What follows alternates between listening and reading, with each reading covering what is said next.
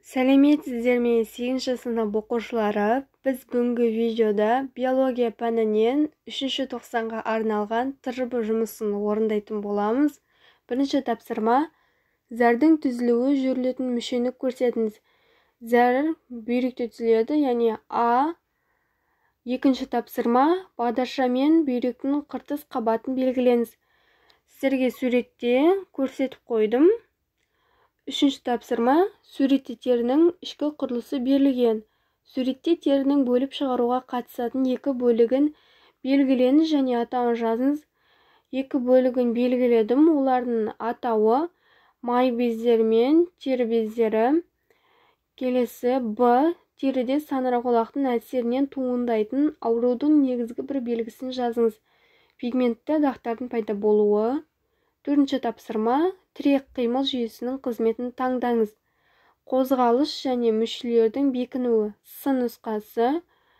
Келесі бесінші тапсырма: сүйек ағзада тірек қызметін атқарады. Қартайған сайын адамның сүйегі морт сынғыш болып келуінің себебін түсіндіріңіз. Себебі органикалық заттың мөлшері азайып, минералды заттардың үлесі артады. Сүйек серпімділік қасиетін жоғалтады. Б. Ортан жілік сүйегінің қай бөлігінде қызыл және қай бөлігінде сары кемік майы болатындығын атаңыз. Ортан жілік сүйегінің ортасындағы ішкі қуысында сары кемік майы болады. Ортан жілік сүйегінің екі басындағы борпылдақ қабатта қызыл кемік май болады. Топан жілік пен жауырынның арасындағы байланыс түрі мен буын түрін анықтаңыз. Бұл 6-шы тапсырма. Байланыс түрі буын арқылы байланысқандықтан қозғалмалы байланыс. Буын түрі шар тәрізді буын. 7-ші тапсырма. Суретте бірыңғай салалы бұлшықет ұлпасын анықтап, адам ағзасындағы орналасуын сипаттаңыз. Суретте бірыңғай салалы бұлшықет. Б суретіндегі ол. Бірыңғай салалы бұлшықет ішкі мүшелер, қан және лимфа тамырлары, несебағар түтігі, ас қорыту жолы қуысын астарлап жатады. 8-ші тапсырма. Гиподинамияның себептерін анықтаңыз. Белсенді қимылдың жетіспеушілігі. С нұсқасы. 9-шы тапсырма. Оқушы төмендегі сызба көмегімен сыныптағы оқушылардың аяқ іздеріне өлшеулер жүргізген. Нәтижесінде сыныпта 37% оқушыларда жалпақтабандылықтың бар екендігі анықталды. Жалпақтабандылықтан сақтанудың бір шарасын ұсыныңыз. Жалаң аяқ жүру, жаттығулар жасау және тар немесе кең аяқ киім кимеу керек. Алғашқы белгілері біліне бастағанда дәрігерге қаралу. 10-шы тапсырма.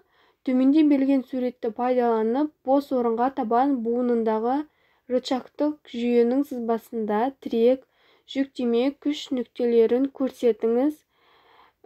Суретте көрсеткендей, күш деген андай жоғары қарап тұрады, ал жүктеме төмен қарай түсіп жатыр, ал үшбұрышты тірек ол. Келесі 11-ші тапсырма. Көру және есту рецепторларының орналасқан орны қандай сандармен белгіленген.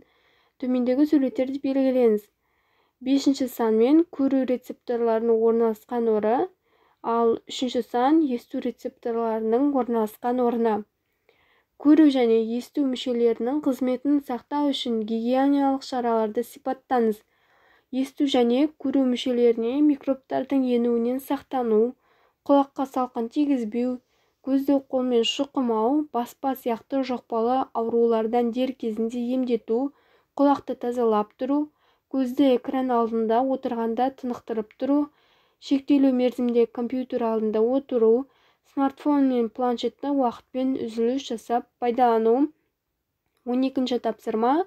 Адреналин гормонын бөлетін без қай санмен белгіленген? А. 5-ші санмен белгіленген.